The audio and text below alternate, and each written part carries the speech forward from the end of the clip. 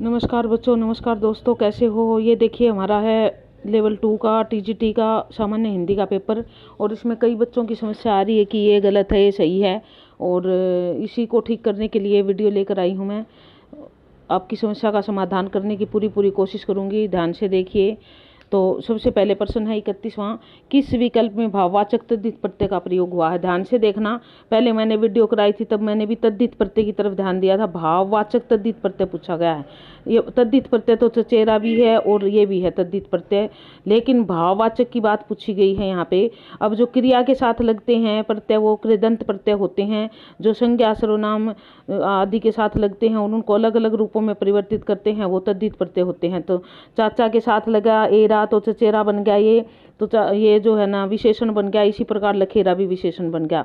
बुलावा तो कृदंत प्रत्यय है, बुलावा तो कृदंत प्रत्यय है। फिर हमारे पास बच क्या जाता है, सूजन। सूजन से सौजन्य बनता है। सूजन का अर्थ दो रूपों में ले सकते हैं हम। तो एक भाव है सूजना, उससे ले सकते हैं। तो यहाँ पर इसी कारण भाववाचक संज्ञा के साथ यही बनेगा, तो सौजन्य ही ठीक रहेगा इसका। चचेरा जो है तद्धित प्रत्यय तो है ये, लेकिन ये क्या है, ये विशेषण है। यहाँ पर भाववाचक पूछा गया है हमारे से, ये ध्यान देने की जरूरत है। गहराई से सोचने वाला प्रश्न था। पहले जल्दी में वीडियो बनाई थी तो ये मैंने भी ध्यान नहीं दिया था और चचेरा करवा दिया था। उसके बाद पहले का दूसरा उत्तर तीसरा रहेगा, ठीक है। दूसरे का देख लीजिए क्या है। दूसरे का उत्तर ग्रस्त, मुक्त, व्यष्टि, समष्टि, अविर्भाव, तिरोभाव। तिरोभाव होता है, तिरोभूत नहीं होता। तो 32वें का जो है वो 3 आएगा। बोर्ड की में भी 3 दिया हुआ है, 3 ही है इसका। पहले भी मैंने 3 ही बताया था। अर्वाचीन प्राचीन, ठीक है ये भी। उसके बाद उच्चारण की दृष्टि से गै व्यंजन की। अब इसमें बहुत सारे बच्चों की जो है समस्या है कि ये ठीक है और बोर्ड की में गलत दिया हुआ है, इसलिए इसको ध्यान से देख लीजिए क्यों दिया हुआ गलत। कंठे कंठे तो सारे ही है, केवल कंठे से होता है। फिर आती है घोष, अघोष की, यानी कि अघोष और सघोष की, और अल्पप्राण और महाप्राण की बात। तो आपको एक चीज बता दूं मैं, प्रत्येक वर्ग का तीसरा, चौथा, पांचवा वर्ण जो है वो सघोष होते हैं। तीसरा, चौथा, पांचवा। तो गै कौन सा है हमारा, गै है तीसरा वर्ण। तो गै तीसरा वर्ण होने के कारण ये क्या हो गया, सघोष हो गया। तो सघोष, कंठे तो है ही है, कंठे चारों में है, और फिर देना सघोष, सघोष हो गया, ठीक है। सघोष इसमें भी है, इसमें भी है।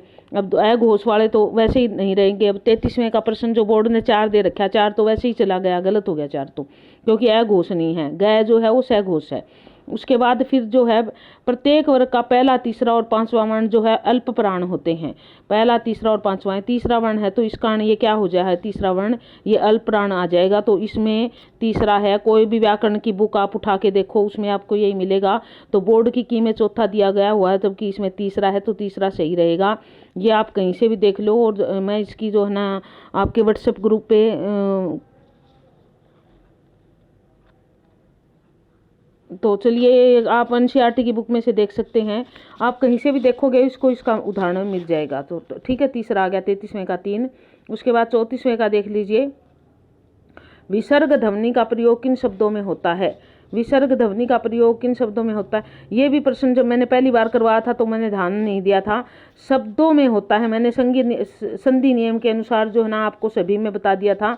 लेकिन जो विसर्ग जैसे हम ऐसे लिखते हैं, जैसे दुख लिखा है हमने, इसी प्रकार प्रातः लिखा हमने, ये इस प्रकार के जो है ना, इसी प्रकार हमने छीह और छीह लिखा, इनमें जो है ना विसर्ग ध्वनियों का प्रयोग करते हैं। तो ये सारे जो होते हैं ये तत्सम शब्द होते हैं। तो बिल्कुल एक आएगा, 34वें का 1 है यहाँ पे। उसके बाद अगला देख लीजिए 35वां क्या कहता है प्रश्न। 35वें प्रश्न में जो है, सामने जो बड़ा सा घर दिखाई दे रहा है वह घर मेरा है। ये मैंने पहली बार भी आपको करवाई थी वीडियो, तब भी बताया था, एक बार फिर बता देती हूँ। सामने जो बड़ा सा घर दिखाई दे रहा है वह मेरा है। जब किसी की ओर संकेत किया जाए, वो निश्चित या अनिश्चित दोनों रूपों में, पास या दूर की अवस्थाओं में, दोनों में जो है वो निजवाचक में आता है। ये निजवाचक निश्चयवाचक में आता है, क्योंकि वो निश्चित निश्चयवाचक जो सर्वनाम है उसको क्या कहते हैं, संकेतवाचक भी कहते हैं, उसका एक दूसरा नाम है। अगर आपने सर्वनाम को ढंग से पढ़ा होगा तो आपने देखा होगा। तो 35वें का 3 आएगा, निश्चयवाचक सर्वनाम आएगा इसका। निश्चित, पास या दूर की वस्तुओं के लिए घर दिखाई दे रहा है वह मेरा है। घर निश्चित है तो निश्चयवाचक में ही आएगा, ठीक है। उसके बाद अगला देख लीजिए, अगला संधि। संधि हमने बड़े अच्छे से करवा रखी है, अगर आपने उसमें देखा होगा तो बहुत ही है, जिस भी उसने कर रखी है ठीक कर रखी है। दीर्घ संधि है, छोटी ई प्लस बड़ी ई बन के बड़ी ई बन गया गिरीश, तो ये दीर्घ संधि है। स्वर संधि का उदाहरण दीर्घ संधि आ जाएगी। उसके बाद अगला देख लीजिए, अगला जो है जिज्ञासा का सटीक समानार्थी क्या है? बिल्कुल जिज्ञासा के साथ तो अगर समानार्थी शब्द लेते हैं तो उत्कंठा ही होता है। जिज्ञासा आंतरिक इच्छा होती है और उत्कंठा भी आंतरिक इच्छा होती है। ज्ञानेप शब्द जो है वो दूसरी बात हो जाती है। यहाँ पे वांछा भी, वैसे तो इच्छा के ही है सारे, लेकिन इसने पूछा सटीक समानार्थी कौन है, तो इसका उत्कंठा आएगा। 37वें का ए आएगा, जबकि बोर्ड ने 2 दे रखा है, तो ये भी आपका जो है नो ऑब्जेक्शनेबल प्रश्न है। उसके बाद अगला देख लीजिए 38वां, सरसिज शब्द में कौन सा समास है? अब सरसिज देखिए, जो तत्पुरुष समास के जो भेद आते हैं उसमें लुप्त पद तत्पुरुष, नए तत्पुरुष, उपपद तत्पुरुष आता है और अलुक तत्पुरुष आता है। जो अलुक तत्पुरुष होता है उसमें क्या है, विभक्ति छुपी हुई नहीं होती, दिखाई देती है, यानी कि जब विग्रह करते हैं तो विभक्ति नहीं आएगी, सीधा ही विग्रह हो जाएगा। तो सरसिज, अब ये सरसिज का यदि हम करें तो यहाँ पर होगा सरसी प्लस जय। जय का अर्थ जो है, जय एक पूरे पद का काम करता है, यहाँ पे जय का मतलब जन्मा, सरसिज कमल को कहते हैं, तो ये अलुक तत्पुरुष आ जाएगा, तत्पुरुष का ये अलुक रूप है। उसके बाद अगला देख लीजिए क्या है, साधवाचरण शब्द का सही संधि छेद क्या है? साधवाचरण, अभी यहाँ पर देख लेते हैं इसको। पहला जो है वो क्या है, साधव प्लस आचरण, ये नहीं आएगा। साध प्लस आचरण, ये भी नहीं आएगा।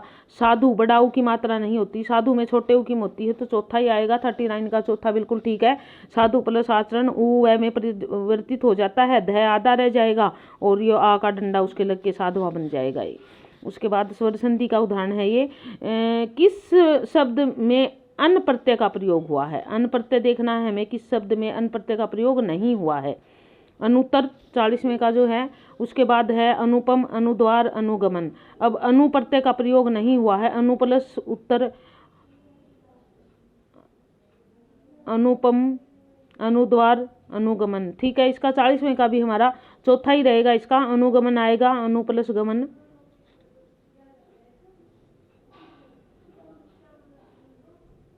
उसके बाद अगला देख लीजिए 41वां प्रश्न क्या कहता है,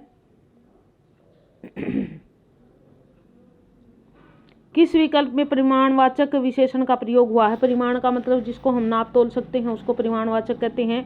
तो यहाँ पर प्रणव 5 किलो दूध, इसको नाप तोल सकते हैं। 5 किलो दूध को या तो तोले या नापे हम, तो गिन नहीं सकते, जो गणनीय नहीं है वो सारे परिमाणवाचक में आते हैं। 5 खेले गिन सकते हैं, 5वीं कक्षा गिन सकते हैं। कुछ बच्चे जो है, कुछ है मतलब उनको गिनती की जा सकती है, उनकी चाहे निश्चयवाचक संख्यावाचक है ये। तो इस प्रकार करके पहला आएगा 41वें का। उसके बाद 42वां देख लीजिए, क्रिया की दृष्टि से असंगत विकल्प चुनिए। अब क्रिया की यदि बात होती है तो वहां पर हमें देखना है असंगत कौन सा है, यानी कि सही नहीं है। लिखवाता है, रमेश पत्र लिखवाता है, यानी कि प्रेरणा दे रहा है, लिखने की प्रेरणार्थक है, बिल्कुल है। बालक छत पर खड़ा है, अकर्मक क्रिया है। छत पर खड़ा है, खड़ा होने के लिए कर्म की आवश्यकता नहीं है उसको। छत जो है वो तो एक आधार है, छत जो है वो कर्म नहीं है, तो ये भी अकर्मक क्रिया है, ठीक है। ये भी अध्यापक बालक को हिंदी पढ़ा रहा है, द्विकर्मक है, बिल्कुल। अध्यापक और बालक, जो अध्यापक क्रिया करवा रहा है और बालक कर रहा है, तो द्विकर्म, दोनों द्वारा कर्म हो रहा है। परिणीता जोर जोर से हंस रही है। अब यहाँ पर जो है जोर जोर हंसने मुस्कुराने के लिए कर्म की आवश्यकता नहीं पड़ती, तो ये सकर्मक क्रिया नहीं है, ये क्या है, ये अकर्मक क्रिया है। तो इसलिए इसका चौथा उत्तर रहेगा, 42वें का 4 रहेगा। उसके बाद 43वां प्रश्न देख लेते हैं क्या है, जाह्नवी शब्द का पर्यायवाची क्या है? अब जाह्नवी जो है वो गंगा नदी को कहते, गंगा को कहते हैं, और गंगा का नाम मंदाकिनी भी है, तो इसलिए ए आएगा इसमें यहाँ पे।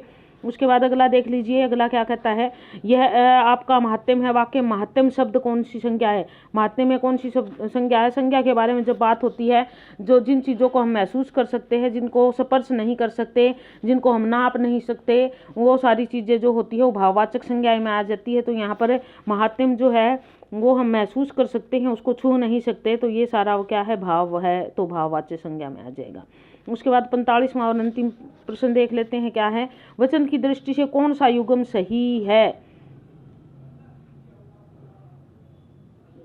अब एक युग्म ऐसा इसमें जो सही है, आपको बता दूं, वचन आपने एक वचन और बहुवचन पढ़े हैं, तो दर्शन, प्राण, आंसू, हस्ताक्षर, ये कुछ इस प्रकार की चीजें हैं जो हमेशा बहुवचन में प्रयुक्त होती है। तो यहाँ पर जो है दर्शन, प्राण और हस्ताक्षर, ये तो अपने आप में ही बहुवचन है, और इनके बहुवचन इस प्रकार से नहीं किए जाते। दर्शनों, प्राणों, हस्ताक्षरों कभी आपने ऐसा नहीं लिखा। नारी का नारियों होता है, तो इसमें 45वें का तीसरा आ जाएगा।